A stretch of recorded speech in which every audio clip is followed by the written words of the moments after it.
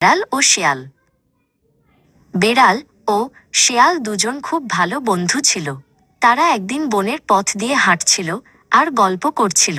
শেয়াল খুব অহংকারী ছিল আর বেড়াল ছিল খুব শান্ত। বেড়ালটি শিয়ালকে বলল, আমি কুকুরদের মোটেই ভয় পাই না। আমার কাছে মাত্র একটি কৌশল আছে, আর তাতেই আমি নিজেকে রক্ষা করতে পারি। শিয়ালটি হাসতে হাসতে বলল, মাত্র একটি কৌশল? হা হা, আমার জানা আছে এমন ৭৭টি কৌশল। আমি কুকুরদের থেকে বাঁচতে পারি এমন অনেক উপায় আমার জানা আছে। হঠাৎ তারা দূরে শিকারীদের কুকুরের ঘেউ ঘেউ শব্দ শুনতে পেল। শব্দটা ক্রমশ কাছে আসছিল। তারা দুজনেই থমকে দাঁড়াল। একদল শিকারী তাদের কুকুর নিয়ে সেই পথেই আসছিল। কুকুরগুলো তাদের দেখেই দ্রুত গতিতে তাদের দিকে ছুটে এল। বেড়ালটি এক মুহূর্ত দেরি করল না। সে তার জানা একটিমাত্র কৌশলই ব্যবহার করল।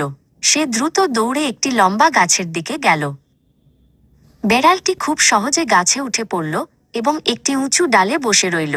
কুকুরগুলো তার নাগাল পেল না। তারা গাছের নিচে দাঁড়িয়ে শুধু ঘেউ ঘেউ করতে লাগল।